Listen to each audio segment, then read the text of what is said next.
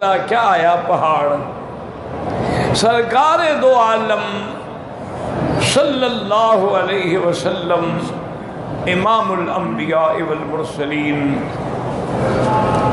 آپ نے جب ہجرت فرمائی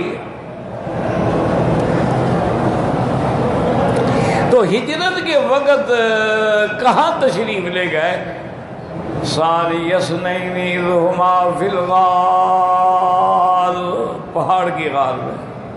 کیوں؟ اللہ میں کسی اور جگہ نہیں حضور کو چھپا سکتے تھے؟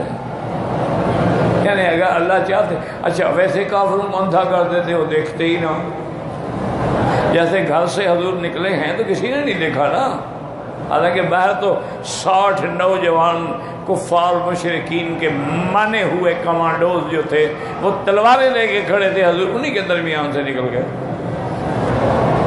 فرمایا شاہت الوجوہ وعمیت الابصار، اللہ تمہارے منہ جلا دے اور تمہاری آنکھوں کو اندھا کر دے، حضور گزر گئے، کسی نے نہیں دیکھا۔ اسی طرح حضور مسجد الحرام میں جہاں آپ بیٹھے ہیں، کہہ دو الحمدللہ، اللہ کا شکر ہے نا، ورنہ ہم اس قابل کہاں ہیں۔ حضور بیٹھے تھے تو ابھی لہب کی جو بیوی تھی نا، وہ جمیلہ نام تھا لیکن تھی تو قبیحہ، تو بہرحال وہ آپ کی چچی ہے نا، ابھی لہب کی بیوی ہے، آپ کی چچی ہے، لیکن وہ بد ترین مخلوق تھی اللہ کی، حضور کو گالیاں دیتی تھی نعوذ باللہ، اور راستے میں کانٹے بچھاتی تھی۔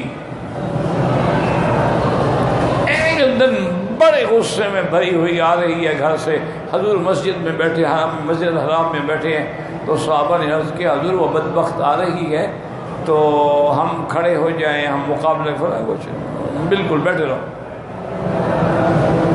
حضور بیٹھے رہے، وہ آئی، ادھر دیکھا ادھر دیکھا، آئین مزمم، وہ مزمم کہاں ہے؟ نعوذ باللہ، حضور کو محمد نہیں کہتی تھی، غصے سے مزمم کہتی تھی، دیکھ کے چلی گئی اور واپس ہو گئی۔ صحابہ نے پوچھا یا رسول اللہ کہ کیا وجہ ہے؟ آپ نے فرمایا اعمیٰ، اللہ نے اس کو اندھا کر دیا، مجھے دیکھ ہی نہیں سکی، میرے ساتھ تو کھڑی رہی۔ تو اللہ اس بات میں بھی تو قادر ہے